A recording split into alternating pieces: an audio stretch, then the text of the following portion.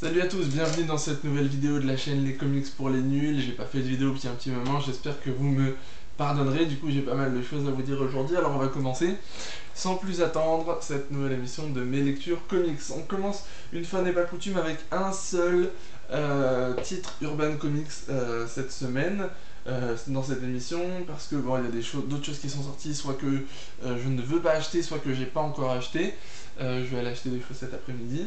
Mais donc ça, c'est sorti depuis un moment, mais quand même, je voulais vous en parler. C'est Green Lantern, Green Arrow.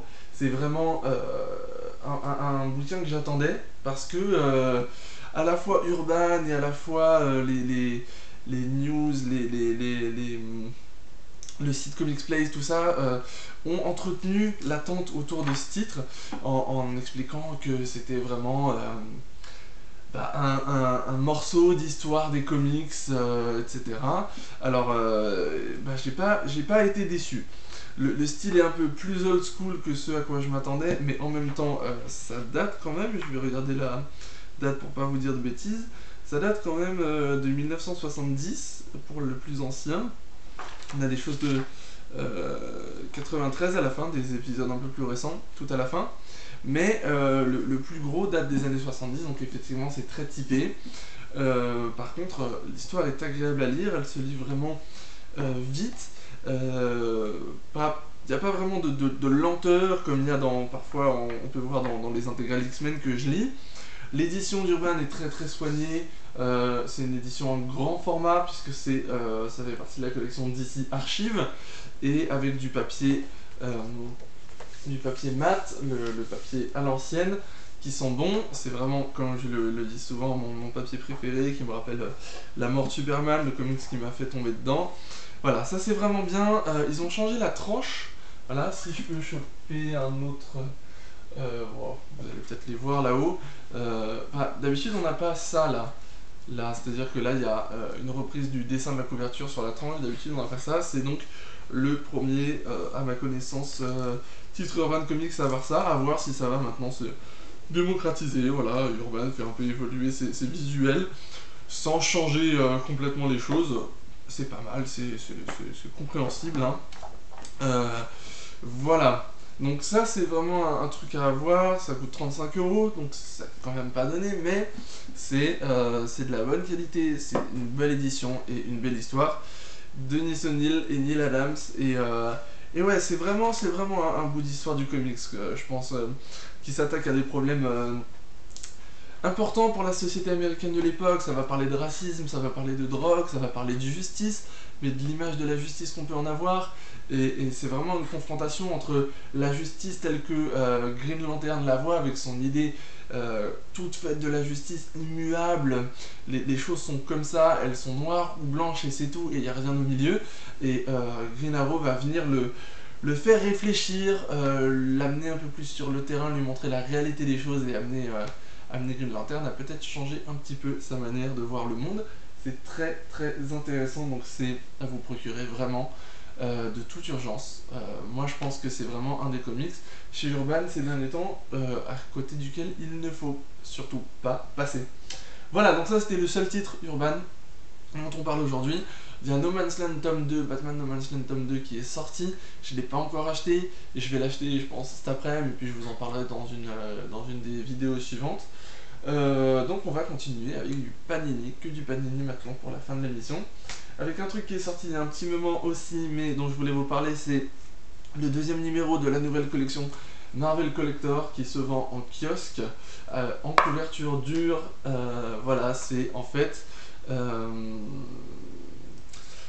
l'équivalent d'un fascicule au niveau de la pagination, tout ça, d'un fascicule Panini, mais sauf ils mettent des couvertures dures autour.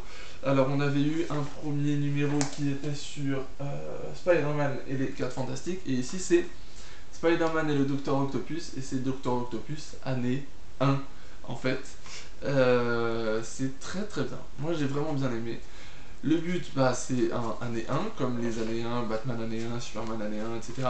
C'est de nous raconter les origines du Docteur Octopus. Et là, on voit un Docteur Octopus enfant.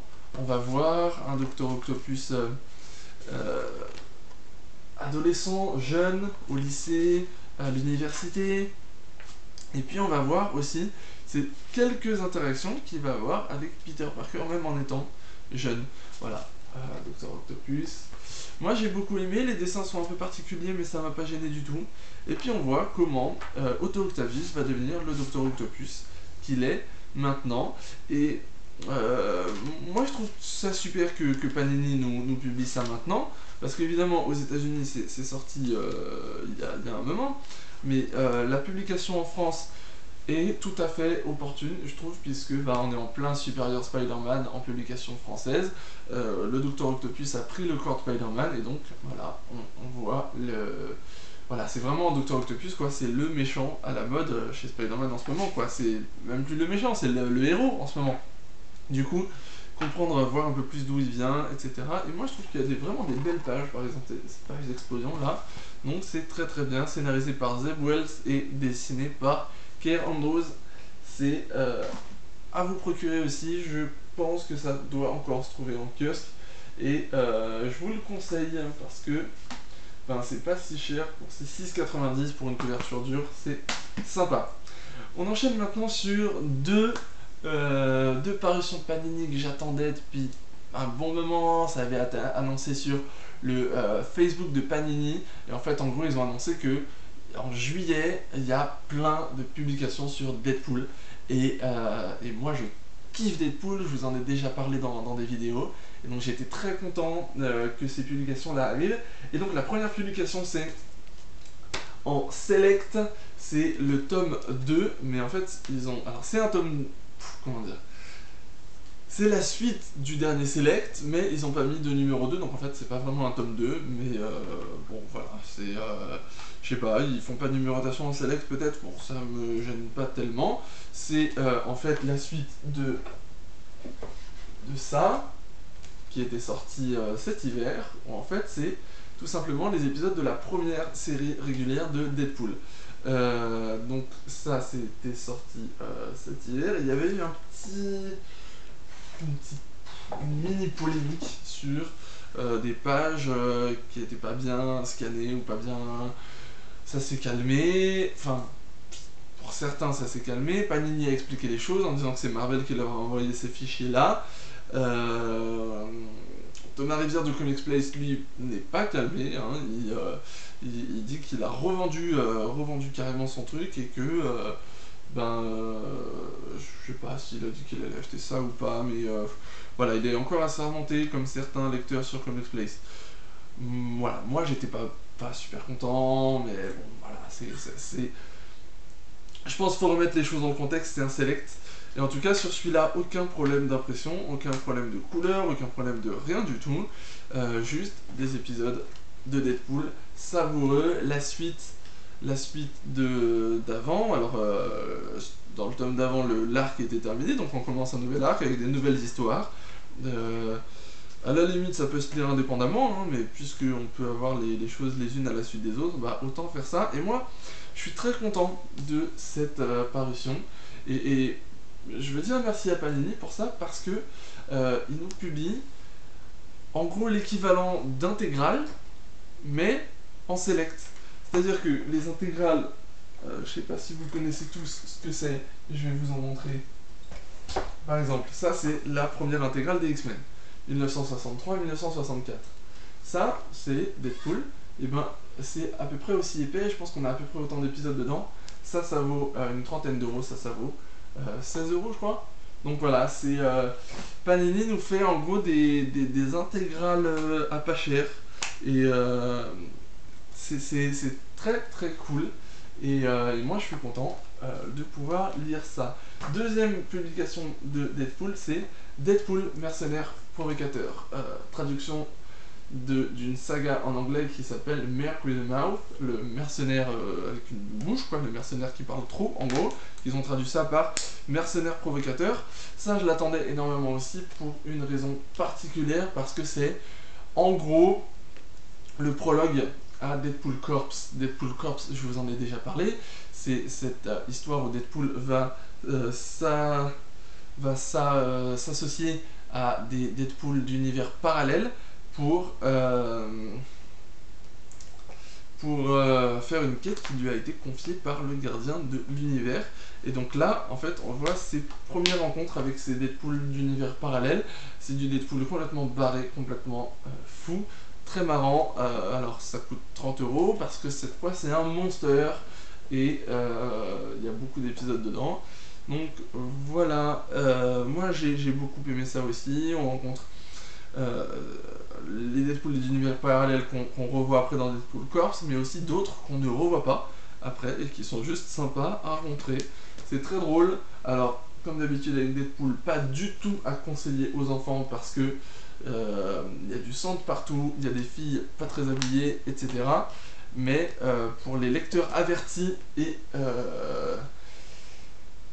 d'âge suffisant, on va dire, et ben c'est très très drôle, du grand Deadpool, et je suis content parce que je commence à avoir pas mal de Deadpool dans ma bibliothèque, et ça c'est savoureux. On va terminer vite fait avec 3 kiosques encore chez Panini. Premièrement, Wolverine qui arrive avec la conclusion de l'arc Vulnérable. Wolverine a été mis par terre quoi, par les ninjas de la main dont le nouveau chef est Dents de Sabre. Et là, on se retrouve Dents de Sabre qui met vraiment Logan minable. Et on se demande ce qu'il va faire, est-ce qu'il va décider de le tuer ou pas. C'est un épisode calme, il n'y a pas énormément d'action dans cet épisode, mais c'est un épisode fort. Et la fin, juste la dernière page, la dernière bulle de texte, j'ai trouvé très très forte et ça donne envie de lire la suite vraiment à fond. Et on commence du coup une nouvelle série, c'est Japan Most Wanted. En fait, c'est un comic numérique qui a été découpé pour l'occasion en plusieurs parties et qui va être publié dans les mois qui viennent dans Wolverine. C'est une histoire sympa hein, qui se passe au Japon. C'est pas extraordinaire, mais ça se lit bien, c'est sympathique. Voilà. On continue avec Avengers Universe que j'achète. Bon, il y a le crossover Infinity dedans, mais c'est pas de ça dont je voulais vous parler maintenant. C'est du renouveau de Thor et de Captain America, puisque les arcs qui duraient depuis le début de Marvel Now sur ces deux séries sont terminés et on commence du nouveau. Et ben sur Thor ça commence tranquillement. Hein. Y a pas de truc extraordinaire. Thor retourne voir Jane Foster qui est atteinte d'un cancer. Et puis il rencontre une scientifique. Et il va en gros partir dans une quête. Voilà. Et en fait le truc c'est que il continue à nous montrer quand même ce qui se passe dans le passé et dans le futur. C'est-à-dire que dans l'arc précédent, il y avait le Thor jeune, Thor vieux qui était devenu, qui avait pris la place d'Odin, et puis il y avait le Thor qu'on connaît. Et là, il recentre pas tout de suite le focus sur uniquement le Thor du présent, mais on voit aussi le Thor du passé. Et c'est plutôt pas mal. Et en fait, on a 2 épisodes ici de Thor God of Thunder. Donc, c'est le 2e épisode. Dans le 2e épisode, qu'est-ce qu'on voit déjà? Oui, on voit une bataille contre le roi des elfes noirs avec le Thor du présent. C'est Malekith, le roi des elfes noirs. Et puis, vous vous en souvenez si vous avez vu le film Thor 2. À côté de ça, Captain America lui est de retour dans le présent. Il a l'impression que des dizaines d'années se sont passées, mais en fait il s'est passé beaucoup moins que ça. Il est de retour avec la fille du docteur Zola. Et la fille du docteur Zola a bien grandi. Et elle fait une rencontre fracassante avec le faucon, et puis en fait, voilà, on voit que Captain America ne va pas très bien, et que le faucon va devoir l'aider un peu à se relever de cette épreuve. Et à côté de ça, il y a Nuke qui est un méchant qu'apparemment les connaisseurs de Marvel connaissent déjà, mais qui il commence à faire un peu n'importe quoi, à détruire un peu tout dans une partie du monde, là je ne sais plus où c'est, mais voilà, on se dit que il va bientôt arriver vers Captain America et que ça sera pas très marrant pour lui. Termine vite fait, juste, je vais pas vous en parler enfin beaucoup. Infinity numéro 5 sur 6, donc voilà, l'avant-dernier. Le sort commence à tourner, la roue commence à tourner, les bâtisseurs commencent à être vaincus un par un, mais Thanos est toujours là. Que va-t-il se passer le mois prochain dans la conclusion? Voilà, c'est tout pour aujourd'hui pour ces lectures comics. Je vous invite encore une fois à liker la vidéo si vous avez aimé, à la partager, à vous abonner à la chaîne pour n'en louper aucune, et aussi à aller cliquer, à aller mettre un petit j'aime sur la page Facebook des comics pour les nuls. On est toujours une trentaine de personnes là-bas. Moi j'aimerais bien que ça devienne un peu un lieu d'échange où on puisse se poser des questions les uns aux autres et que vous puissiez pourquoi pas aussi vous rencontrer grâce à cette page, ça serait sympa. Donc voilà, les comics pour les nuls sur Facebook, je vous mettrai le lien dans la description de la vidéo. C'est tout pour moi, je vous dis à bientôt, il y a une vidéo bientôt qui va arriver, normalement un dossier sur Out There, et restez connectés pour ne pas louper ça. À bientôt.